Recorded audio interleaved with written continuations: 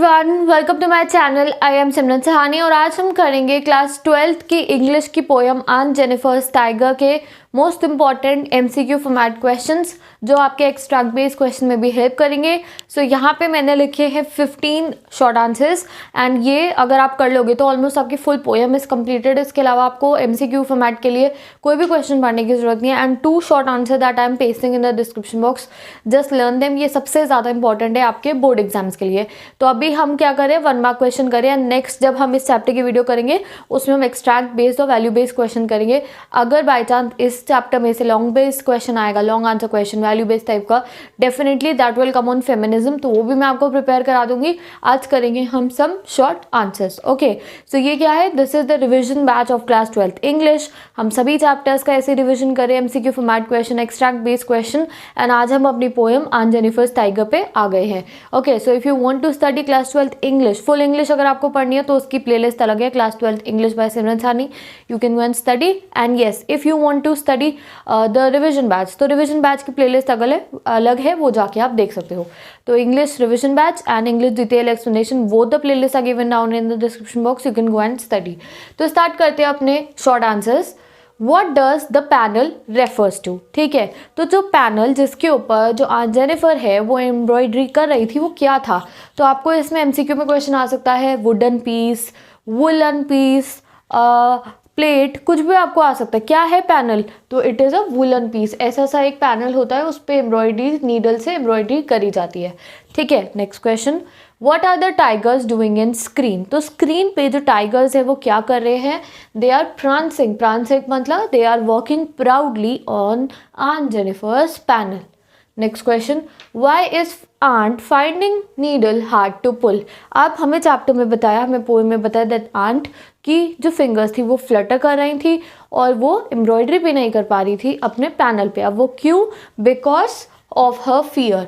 अब उन्हें फियर कैसे था? Fear because of his husband, fear and burden of a marriage life. तो यही सब हमने जाना कि जो आन जेनिफर थी, she was not happy, she was not confident and she was burden by the heavy things that goes on in our life after the marriage. ठीक है, next question, Who do not fear the men beneath the trees? तो ये एक phrase है आपकी, मतलब जो ये लाइन है आपके पोएम की ही है। Who do not fear the men beneath the tree? The tigers do not fear the men beneath the tree. Next question, यानी कि ये कंट्रास्ट है। देखो, जो आन जेनिफर है वो अपने हस्बैंड से और जो जेंट्स है अपने फैमिली के, उनसे डरती हैं वो, बट जो टाइगर है वो किसी आदमी से नहीं डरता है। नेक्स्ट क्वेश्चन, व्हाट आर ऑर्डियल्स आन जेनिफर इज सराउंड? ऑर्डियल्स मतलब गलत चीज़ें। ऐसी कौन सी गलत दुख भरी चीज़ें हैं जिससे हमारी आन जेनी जो है सराउंडेड है? तो रिस्पॉन्सिबिलिटीज़ ऑफ मैरिड लाइफ, बहुत बर्डन हो गई हैं वो, उनके फेस पे दिख रहा है, उनके फिंगर्स फ्लटर कर रही हैं। तो it is quite visible that she is burden by the responsibilities of the marriage life. Next question, who mastered the aunt with ordeals? अब जो आंटी हैं वो परेशान है, तो उन्हें परेशान कर कौन रहा है? ऑर्डियल्स, उनको परेशानियाँ दे कौन रहा है? तो हर हस्बैंड। तो मोस्ट प्रोमिनेंट आंसर इसका क्या है? Her husband. ठीक है, शादी किससे हुई? हस्बैंड से ही तो हुई है, तो वही तंग कर रहे होंगे। Next question, what is the meaning of denizen of world of green? That can definitely come in your board exams.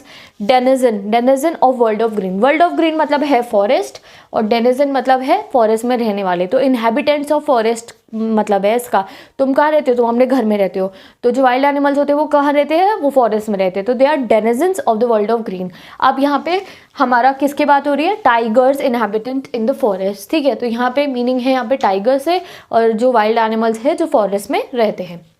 Next question, what is the meaning of the massive weight of uncle's wedding band? Very important question.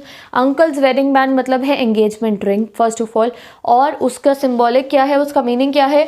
the responsibility of marriages are too many that जो वो engagement ring है वो बहुत heavy पड़ रही है आन jenny की लाइफ में। Next question, the attitude of the poet towards आन जेनिफर्स इज ऑफ? तुम्हारा पोएम पढ़ते हुए और पोएट का आन जेनी की तरफ कैसा एटीट्यूड है? वी आर सिंपैथाइज टुवर्ड, हमें सिंपैथी हो रही है, तो sympathy. Next question, the word chivalric means, तो ये एडजेक्टिव शिवलरिक मैंने आपको पोएम में डिटेल एक्सप्लेनेशन में समझाया था। डिटेल एक्सप्लेनेशन का मतलब ये नहीं है कि 10 मतलब मैंने 15 से 20 मिनट की 40 मिनट की वीडियो बना रखी है, नो, 7 to 8 मिनट्स में मैंने आन जेनिफर टाइगर कंप्लीट करा रखा है and in a very detail way. I think 10 minutes की video, so go and watch the poem first, then prepare the short answers and then you will be fully prepared for your board exams. 100 out of 100 आप सबके आएंगे। Okay, तो क्या है शिवलरिक का मतलब क्या होता है? Honourable and brave. तो हुआ chivalric in the poem, tigers are been referred to as chivalric in the poem. Next question, how are tigers described in the poem? अब जो पोएम है उसमें टाइगर्स को कैसे डिस्क्राइब करा है? तो टाइगर्स के साथ काफ़ी सारे एडजेक्टिव्स यूज करे, फेरोशियस, फियरलेस, शिवलरिक। ठीक है, तो ये आपको याद रखने हैं, learn it. Next question, what issues does the poem आन जेनिफर्स टाइगर रिप्रेजेंट? तो ये क्या इशू एक जो हमारी सोसाइटी का है उसको किसको रिप्रेजेंट कर रहा है? तो the issue is constraint of married life on a women. जो कुछ भी वुमेन एक्सपीरियंस करती हैं इन अ मैरिड लाइफ, जितनी उनके ऊपर बंदिशें होती है, कंस्ट्रेंट्स, जितनी उनके ऊपर रोक टोक होती है, उसको ये हाईलाइट कर रही है पोएम आन जेनिस टाइगर, बिकॉज तभी तो वो परेशान है, because she is not happy. Next question, what is presented through uncle's character? तो अंकल का करेक्टर जो है वो क्या प्रेजेंट कर रहा है? Massive weight of uncle's wedding band. तो अंकल का वर्ड आया ना, तो अंकल क्या प्रेजेंट करे? Male chauvinism. अब शॉविनिज्म मतलब क्या होता है? डोमिनेंस। देखो mostly right now the situation is changing, but at times अभी भी अगर आप किसी टाइम में जाओगे, सोसाइटीज़ में जाओगे, लाइक रूरल एरियाज में जाओगे, तो कंडीशंस इतनी चेंज नहीं हुई है, still the male section is very dominant. ठीक है, तो वही मेल शॉविनिज्म, डोमिनेंस एक ही मतलब है। 14th question, why are tigers called Aunt Jennifer's tiger? अब इन टाइगर्स को हम आन जेनिफर्स टाइगर क्यों कह रहे हैं? क्यों नाम रखा हमने आन जेनिफर्स टाइगर? तो as she created them as an expression to her own feeling. तो देखो जो हमारी आंट जेनिफर है, उन्होंने अपने पर्सनल एक्सपीरियंस जो था उसके थ्रू उन्होंने ये टाइगर्स को बनाया। लाइक वो अंदर से खुद चाहती हैं कि वो फियरलेस हो जाए, फिरोशियस हो जाए, शिवलरिक हो जाए, एंड वो नहीं हो पा रही हैं, तो इसलिए वो अपनी इनर फीलिंग्स को शो कर रही हैं through the tiger. That's why we have said that Aunt Jennifer's tiger. ठीक है, अब तुम्हारा 15 क्वेश्चन क्या है? Name the poet that obviously you will tell me in the comment section, because ये हमारा एक रूटीन है कि जब भी मैं आपको इम्पॉर्टेंट क्वेश्चन कराती हूँ पोएट का नाम आप मुझे बताते हो, सो दैट तुम्हें कभी भी जो पोएट के नाम है वो लर्न नहीं करने पड़े। ओके, तो पोएट का नेम आपको ऐसे लर्न हो जाएगा। Now let's talk about some short answers, only 2 short answers I am telling you. Look, my purpose is of telling you important question. मैं चाहती तो यहाँ 40 क्वेश्चन लिख देती और तुम्हें कहती सब कर लो, तो क्या फ़ायदा है उसका? बताओ मुझे। रिफ्रेशर ले आओगे तुम तो इससे अच्छा, और बैठ के रिफ्रेशर खोल के पढ़ लोगे। क्यों अपनी आंखों को दर्द दोगे फ़ोन में देख देख के? नो, मेरा पर्पस ये है कि जो मोस्ट इंपॉर्टेंट कंटेंट है और जो डेफिनेटली आपके एग्जाम में आएगा वो मैं आपको प्रोवाइड करके दूँ। एंड येस, काफ़ी बच्चों के प्री बोर्ड्स में एंड लास्ट ईयर बोर्ड्स में जो मैंने बताया था वो आया था उनके एग्जाम में। So just utilise this content, that will definitely come in your board exams. Okay, so just trust me and definitely इन क्वेश्चंस को बाय हार्ट तुम्हें लर्न करना है। ये यहाँ पे 2 शॉर्ट आंसर्स मैं करा रही हूँ, बाकी शॉर्ट आंसर्स कराऊंगी जब एक स्ट्रक्ट बेस्ड क्वेश्चन कराऊंगी। तो ये दोनों के आंसर डिस्क्रिप्शन बॉक्स में लिखे, you can just go and learn it.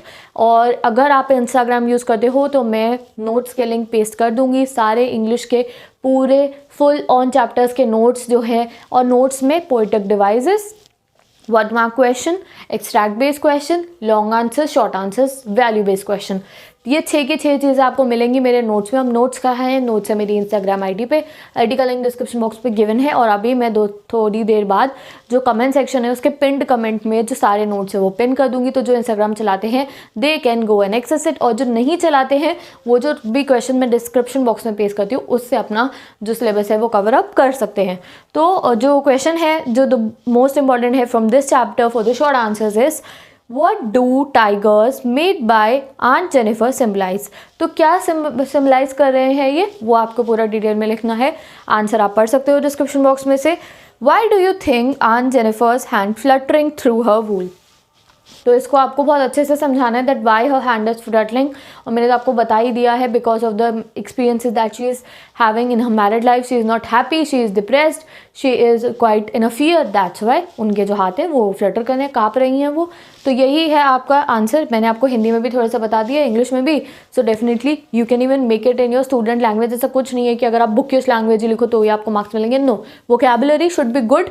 आप अपने पास से भी आंसर बना के लिख सकते हो। सो डिस्क्रिप्शन बॉक्स में मैंने बहुत ईजी से आंसर्स प्रोवाइड करे हैं, गो and watch it. So with this I am ending today's video. अब अगर इंग्लिश पढ़नी है तो जाके मेरे चैनल से पढ़ो, detail explanation are there.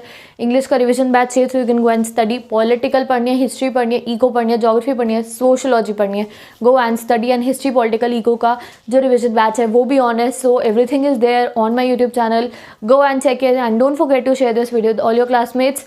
And yes, do subscribe to my channel. अगर अभी तक नहीं करा है तो जल्दी से सब्सक्राइब करो। और नेक्स्ट मैं आपको बताऊंगी what we have to do. Like अगर आपको कोई भी प्रॉब्लम आती है, like if you want to complete English as fast as you can, तो मैं पहले ही एक वीडियो बना चुकी हूँ with which you can just complete your English in 6 to 7 days। Go and watch it. Description box में आपको लिंक डाल दूंगी, मैं प्लेलिस्ट में आपको मिल जाएगी। उससे आपका इंग्लिश का सिलेबस जो है बहुत जल्दी कंप्लीट हो सकता है, उसे देखो आप। And if you want any study tips, तो सही tips by Simran Sahani playlist जो गिवन है, जाओ वहाँ और वहाँ पे जितने भी वीडियोस मैंने डाली हैं तुम्हारे कोई ना कोई प्रॉब्लम से मैच कर रही हूँ, can go and watch it. Okay, so let's end the video. Best of luck for your board exam preparation. अभी भी इस चैप्टर में कोई प्रॉब्लम है, ask me down in the comment section. Now I will meet you in the next video, जब हम extract based question start करेंगे सारी पोएम्स के, and passage based question start करेंगे अपने सारे के सारे चैप्टर्स के। Okay, so if you want कि मैं जल्दी से चैप्टर्स एक्सट्रैक्ट स्टार्ट करूँ, so tell me down in the comment section that दी प्लीज जल्दी स्टार्ट करो। ओके, सो जल्दी से I will start it. Okay, so bye bye, take care and best of luck once again.